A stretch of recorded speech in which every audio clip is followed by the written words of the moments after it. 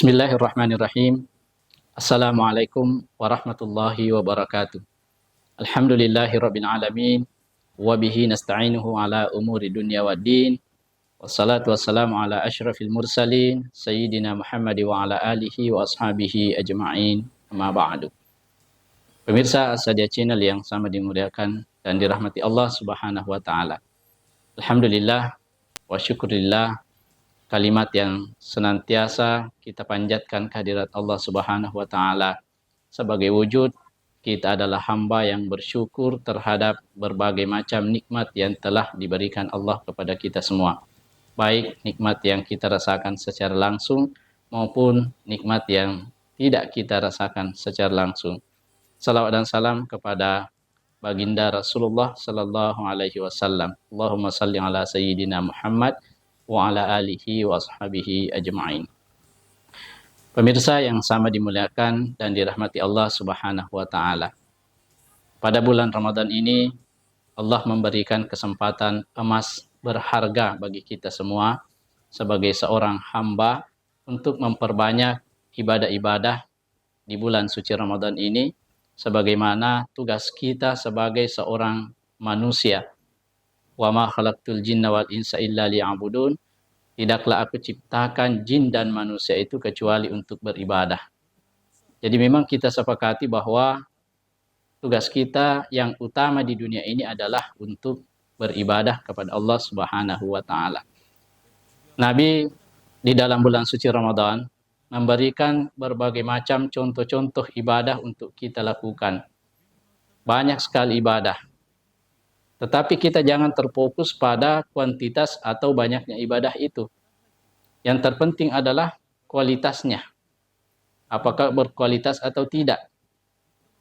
Rasulullah adalah sosok orang yang beribadah dengan kualitas yang tinggi. Inilah yang ingin kita ikuti dari Rasul. Nah, bagaimana agar kualitas ibadah kita menjadi baik? Maka perlu kita evaluasi ibadah-ibadah yang kita lakukan selama ini. Minimal ada 3 hal yang bisa kita evaluasi dari ibadah kita. Yang pertama adalah proses pelaksanaannya atau tata cara kita melaksanakan ibadah itu. Apakah sudah bagus atau belum? Ibadah salat yang kita lakukan sekarang ini atau yang telah lalu, apakah sudah sesuai dengan rukun-rukun? Apakah sudah bagus? Sunnah-sunnahnya sudah baik? Tata cara pelaksanaannya sudah bagus? Tumakninanya sudah bagus dan lain sebagainya. Wudu ya, yang kita lakukan sebelum sholat, apakah sudah bagus, standarnya sudah sesuai dengan yang dicontohkan oleh Nabi Shallallahu Alaihi Wasallam. Oleh karena itu, yang perlu kita evaluasi dari ibadah-ibadah kita selama ini adalah menambah kualitasnya. Apakah sudah berkualitas atau belum? Nah, inilah yang harus menjadi tugas kita untuk senantiasa melakukan usaha-usaha peningkatan dengan banyak belajar. Dalam ibadah kita harus selalu belajar. Apa yang kurang, apa yang perlu disempurnakan dari ibadah-ibadah kita selama ini. Kemudian yang kedua, yang perlu kita evaluasi adalah pengaruh ibadah itu dalam diri kita. Jadi semua ibadah yang diperintahkan Allah itu memiliki pengaruh pada diri orang yang melakukannya. Semisal salat. Inna salata tanha 'anil fahsya'i wal munkar. Salat itu bertujuan agar manusia itu tidak melakukan perbuatan keji dan mungkar. Ya. Jadi selama ini kalau ada orang yang salat tetapi masih melakukan hal-hal yang kurang baik, masih senang melakukan dosa, maka harus evaluasi ibadahnya. Apakah ibadah salatnya itu sudah berkualitas atau belum? Ya. Termasuk zikir, ya, ibadah zikir.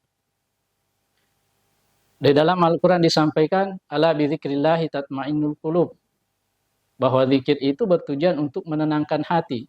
Nah, ketika selama ini kita berzikir mengingat Allah, tetapi hati kita masih galau, hati kita masih susah, ya, perasaan kita masih tidak beres, maka perlu evaluasi zikir kita, apakah sudah bagus atau tidak. Dan semua ibadah seperti itu, termasuk ibadah puasa yang kita lakukan, jangan sekedar kita lakukan, tapi evaluasi efeknya dalam diri kita. Apakah setelah kita berpuasa, kita memiliki kontrol emosi yang baik, kesabaran kita sudah tinggi atau tidak, dan lain sebagainya. Kemudian yang terakhir, yang kita evaluasi dari ibadah kita, dan inilah yang tertinggi dan sebenarnya menjadi tujuan ibadah adalah evaluasi apakah ibadah kita sudah memiliki pengaruh pada orang-orang yang ada di sekitar kita. Jadi ibadah itu bukan cuma kita, bukan sekedar tata cara pelaksanaan yang baik, yang benar, bukan sekedar pengaruh dalam diri kita yang merasa tenang, yang merasa baik, tetapi harus memiliki efek pengaruh pada orang-orang yang ada di sekitar kita. Pada contoh lingkungan kecil keluarga kita. Nah, bagi kita yang biasa beribadah, mengevaluasi ibadah kita, coba lihat apakah orang-orang yang ada di sekitar kita, keluarga kita itu merasa senang dengan kehadiran kita. Ketika kita hadir, mereka sangat senang. Ketika kita berbicara, mereka senang mendengarkan. Ketika kita berbuat, mereka senang. Artinya orang-orang yang ada di lingkungan sekitar kita, anak, istri, dan lain sebagainya, itu merasa senang ketika kita hadir.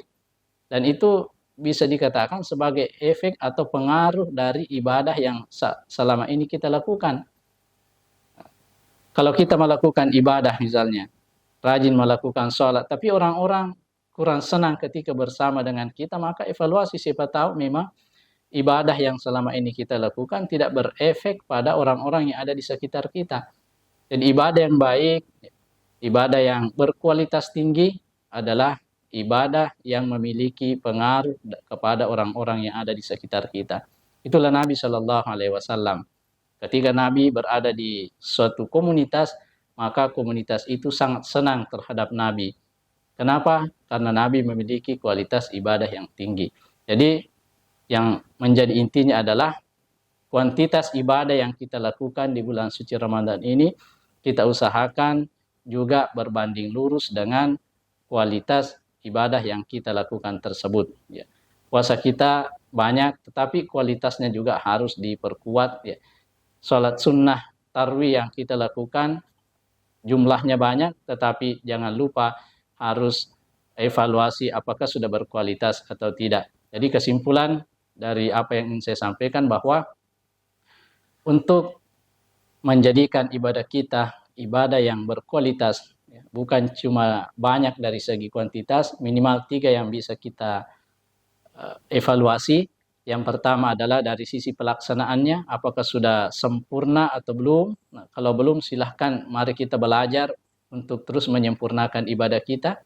Kemudian yang kedua, ibadah yang kita lakukan apakah sudah memiliki efek pengaruh dalam diri kita, ibadah tersebut ada efeknya bagi kita, seperti ketenangan jiwa, perasaan-perasaan yang senang, tingkah laku kita sudah terbentuk karena pengaruh ibadah. Kemudian yang terakhir, kualitas ibadah kita bisa kita lihat pada pengaruh ibadah kita itu, dalam hal ini pengaruh yang positif terhadap orang-orang yang ada di sekitar kita. Dan yang terakhir inilah yang sangat penting sekali, yang menjadi tujuan daripada ibadah itu adalah bagaimana kita bisa berkomunikasi dengan baik, berakhlak dengan baik dengan orang-orang yang ada di sekitar kita.